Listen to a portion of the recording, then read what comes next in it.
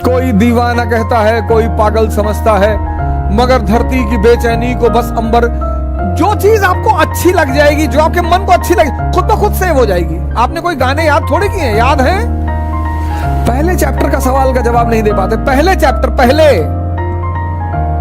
तब क्यों पढ़ रहे हो?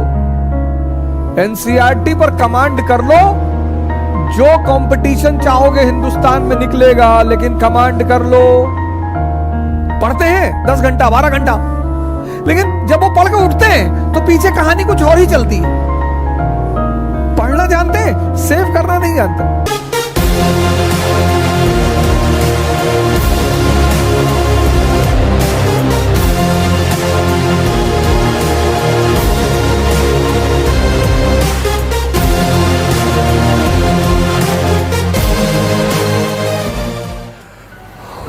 मैं बार बार तुमसे, जब भी मैं आता हूं आज शाम के मंच में, मैं आप लोगों से एक ही बात कहता हूं, पढ़ो दिमाग को जिंदा करने के लिए। एक जिंदा दिमाग कुछ भी कर सकता है। वो आईएएस बन सकता है, वो डॉक्टर बन सकता है, इंजीनियर बन सकता है, मेंबर ऑफ पार्लियामेंट बन सकता है, प्रधानमंत्री बन सकता है, और फाइनली वो बुद्ध भी बन सकता है। इसीलिए तो मैं आपसे कहता हूं, ध्यान करो। ध्यान का मतलब ये थोड़ी करो घर से भाग जाओ, हिमालय चले आओ।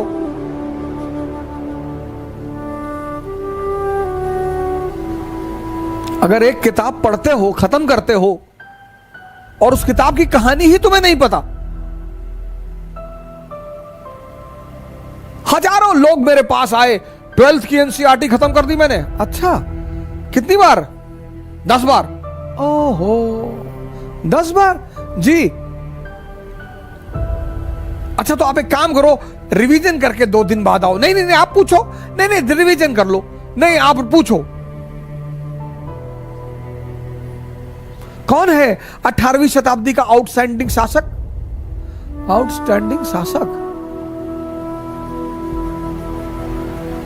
ये तो नहीं लिखा है उसमें। अच्छा, महादजी सिंधिया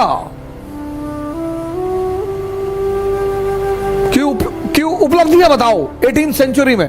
महादजी सिंधिया और सिंधिया और होलकर के बीच निरंतर जो लड़ाई चल रही थी, उसकी वजह बताओ।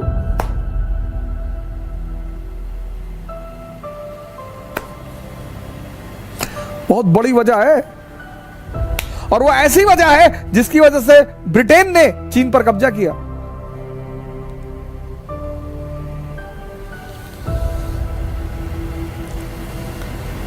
पहले चैप्टर का सवाल का जवाब नहीं दे पाते, पहले चैप्टर पहले, तब क्यों पढ़ रहे हो? नहीं, नौजवान क्रांति में आप नहीं पढ़ा रहे हैं तो कितना पढ़ोगे? एनसीईआरटी पर कमांड कर लो, जो कंपटीशन चाहोगे हिंदुस्तान में निकलेगा, लेकिन कमांड कर लो। दावा के साथ कह रहा हूं, चाहे कोई भी आदमी हो, जो भी 5 साल 6 साल 7 साल 8 साल से तैयारी कर रहा हो और उसका सिलेक्शन नहीं हो रहा है, आप मिलिए हमसे। आप हमसे मिलिए। आपका आधार खराब है, बेस खराब है आपका। हाँ, आप मेंस लिख रहे हैं, इंटरव्यू दे रहे हैं, फिर तो कोई और ही रीजन है। फिर भी रीजन होगा जरूर, फिर भी रीजन होगा जरूर।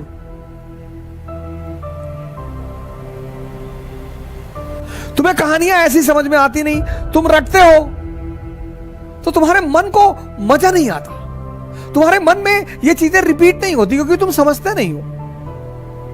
बहुत सारे 90% छात्र पढ़ते हैं 10 घंटा 12 घंटा, लेकिन जब वो पढ़ के उठते हैं तो पीछे कहानी कुछ और ही चलती है। पढ़ना जानते हैं, सेव करना नहीं जानते। जैसे तुम कंप्यूटर में सेव करते हो ना, ऐसे यहां भी सेव होता है। अब इसको जो चीजें पसंद है वो खुद ब खुद सेव कर लेता है। आपको कोई कविता अच्छी लग गई, अपने आप सेव हो जाएगी।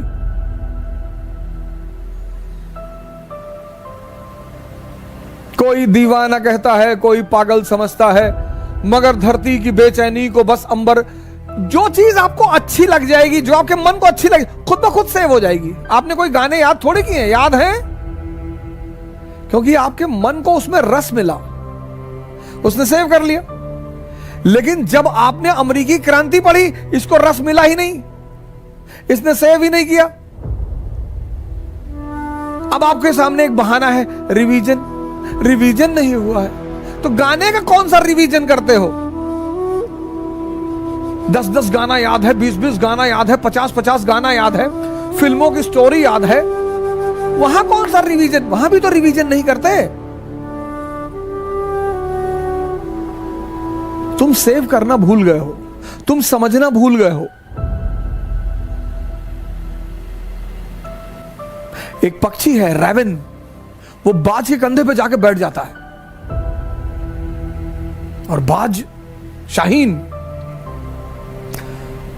पक्षियों का राजा है शाहीन, शेर के मुंह से गोश्त निकाल लेता है। शेर जब उसकी आवाज सुनता है तो शेल्टर मांगने लगता है, भागने लगता है। उसके कंधे पे जाके रैवन नाम का पक्षी बैठ जाता है।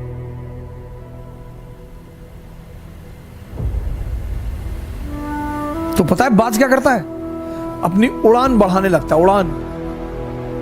और जैसे जैसे उसकी ऊंचाई बढ़ती रहती है, ऑक्सीजन लेवल कम हो जाता है, रैवन को भागना पड़ता है। अपनी ऊंचाई बढ़ाओ, इतनी बढ़ाओ कि जितने लोग तुम्हें दबाना चाहते हैं उनका दम घुटने लगे, वो खुद ही भाग जाए। क्योंकि जब तक तुम कमजोर रहोगे तुम्हारा शोषण होगा। तुम किसी भी जाति के हो, किसी भी धर्म के हो, क्या फर्क पड़ता है? जब तक तुम कमजोर हो, जब तक तुम डिपेंडेंट हो, तुम्हारा शोषण होगा। नियम है, नियम है, नियम। अपनी सारी ताकत अपने में लगाओ और अपनी ऊंचाई को इतना बढ़ाओ, इतना बढ़ाओ कि तुम्हारे जितने अगल बगल लोग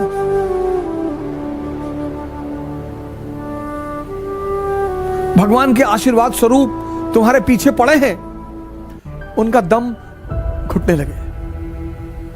जय हिंद।